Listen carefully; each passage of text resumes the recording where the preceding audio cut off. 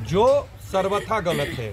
एक कप्तान से ऐसी उम्मीद हम लोग नहीं कर सकते हैं। कोई अगर पटना में भी गए थे बुलडोजर लेके राजीव नगर में, काली नगर जी, तो कटमार्क वही है उनका। अच्छा, ओहो, तो मैंने देखा आपका। मैं तो आज आकर के देखने के बाद मैं सच कहता हूँ कि मेरा एकदम हृदय से इतना हम दरवीट है कि हम कह नहीं सकते। अब एक माँ समान 80 साल की बूढ़ी माँ को हमने अभी देखा, पूरा ये काला है, वो चल नहीं सकती। वो कौन अपराध किया होगा? वो कौन नदी पे गए होंगे जो बातें और नमाज पढ़ते हुए जिनकी पिटाई की गई। एक शिक्षक हैं, उनको हमने अभी देखा। जैसे ही स्टार्ट किया, जहां से शुरुआत किया, 2 घरों को मैंने देखा। उनकी सामग्री को जिस तरह से नष्ट की गई, वो गैस के चूल्हे नष्ट किए गए, उनके सामान नष्ट किए गए, उनके गोदरेज को नष्ट किया गया है, मोटरसाइकिल को नष्ट किया गया है। उन लोग कह रहे हैं कि हमारे घर से जेवरात लूटे गए हैं। ये कौन कर सकता है? इस तरह का अधिकार किसने दिया? कौन सा आईपीसी एक्ट में ऐसा अधिकार पुलिस को है? सीआरपीसी और आईपीसी एक्ट जो भी वो पढ़ाना चाहे, कौन सा ऐसा राइट उनको दे दिया कि आज अभी क्राइम से पहले एफआईआर लॉन्च होने से पहले एक्शन होता हो? यहाँ एफआईआर 6 बजे, यहाँ 5:30 में पुलिस घुस गई है गाँव में, और एफआईआर आप देखें कि कितने बजे की है। तो ये कौन करवाया? एफआईआर हुआ तो आप वारंट करते, उनको अवसर देते, हो सरेंडर नहीं करते, तो फिर आप कुर्की जब्ती का वो भी अधिकार कोर्ट को है। कोर्ट आपसे आप लेते, उसके बाद घर में आकर के उनके खिलाफ कार्रवाई करते। क्या लग रहा है सर, कौन करा रहा है? इसके पीछे कौन है? बालू माफिया और स्थानीय पुलिस, जिसमें एसडीपीओ रजौली की भूमिका अहम है। साफ साफ यहाँ घूमने के बाद यहाँ ग्रामीणों के बातों से सामने बात परिलक्षित हो रहा है। और राजनेता इस बालू माफियाओं के साथ राजनेता यहाँ के मिलकर काम कर रहे हैं, जिन्हें सत्ता का संरक्षण प्राप्त है। कौन है? नाम बताइए। नाम बताइए। कौन नहीं जानता है? मैं साफ कह रहा हूँ कि सलमान रागिब का नाम आया है ना। यहाँ पे जो स्थानीय पूर्व के एमएलए हैं, उनका भी नाम आया है। हम कहते हैं एसआईटी की जांच की जाए, डीएसपी की भूमिका, स्थानीय यहाँ पे जो पदस्थापित दरोगा उसकी भूमिका, बालू ठेकेदार की भूमिका की जांच की जाए, और दोषी व्यक्ति के विरुद्ध सख्त से सख्त कार्रवाई की जाए। कौशल यादव, सलमान रागिब, मुन्ना की बात बिल्कुल नाम आ रहा है, सार्वजनिक सर्वविदित है, कौन नहीं जानता। यहाँ का घाट चल रहा है, धनवारा के पास भी घाट चल रहा है, वहाँ भी यही बातें हुई है। एक कौशल सिन्हा जी का जमीन है, उस जमीन से गाड़ियां निकाली जा रही है। वो व्यक्ति सभी जगह पिटीशन दिया, माइनिंग अफसर के यहाँ दिया है, सीओ के यहाँ दिया है, डीएम के यहाँ दिया है, एसपी के यहाँ दिया है, वहां भी कार्रवाई नहीं हुई है। डर से बेचारा वो दुबका हुआ है। और सेम घटना यहाँ भी हुई है। अगर वह भी रोकने का दुस्साहस करता तो उसके साथ भी यही प्रक्रिया अपनाई जाती। हिम्मत नहीं कर रहा में है। आप लोग क्या कीजिएगा, क्या स्टैंड लीजिएगा? मैं तो आज आकर के मैं वही देख रहा हूँ। मैं आपके सामने तो कह रहा हूँ कि मैं वरीय पदाधिकारी से बात करूंगा कि इसकी जांच आप आकर के स्थलीय जांच करिए, और अगर आपके पास समय नहीं है तो हम सब अपनी गाड़ी से ले जाकर इन लोगों को उनके समझ खड़ा कर देंगे कि ये कौन अपराधी है। ये 80 साल 85 साल की बूढ़ी माँ हमारी जो महिलाएं, वो कौन सा अपराध की होंगी। आप जरा इस पर असेसमेंट करिए, आकलन करिए, और इसकी गहराई से जांच करिए, और दोषी व्यक्ति के आरोप लगा रहे हैं। क्या लगता है कि बिहार में फिर से जंगल राज स्थापित हो गया है सर? बिल्कुल, ये जंगल राज, इतना तो जंगल राज में भी आप नहीं देखा होगा जिस तरह की घटनाएं यहाँ घटित हुई है। हमने अभी तक राजनीतिक जीवन में इतने दिनों में बहुत जगह घूमने का और देखने का मौका मिला।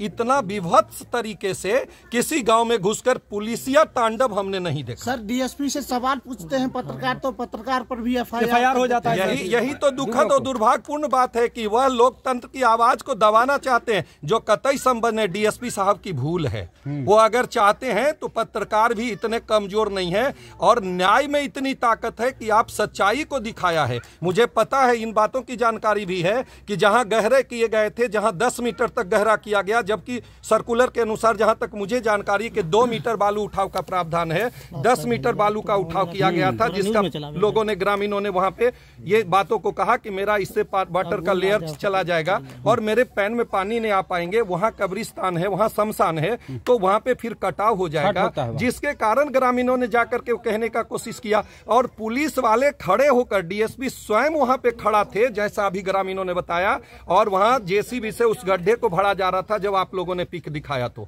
और उसी के कारण पत्रकार भाइयों पे प्राथमिकी दर्ज की गई। पहले तो थिएट किया गया और प्राथमिकी भी हमने सुना है कि दर्ज की गई है। तो सत्यता में इतनी दम होती है। मैं तो आप सबसे भी कहूंगा कि कभी झुकना नहीं मत मेरे भाई। आप लोकतंत्र के चौथे स्तंभ हो और आप लोग झुकने वाले भी नहीं हो, मुझे पता है। लेकिन जिन्होंने यह दुस्साहस किया है, उन्हें उसका जवाब हर हालत में इसकी गहराई से जांच करा करके पटना दिलाना से टीम है। आएगी भाजपा की क्या? बिल्कुल, मैं आज अभी बात करूंगा अपने पार्टी मुख्यालय में और हमारे प्रतिपक्ष के नेता हैं उनसे कि यहाँ टीम आए और यहाँ हम लोगों की टीम, हम लोग तो आकर के वही काम कर रहे हैं, सम्राट बट चक जी हमारी आएंगे।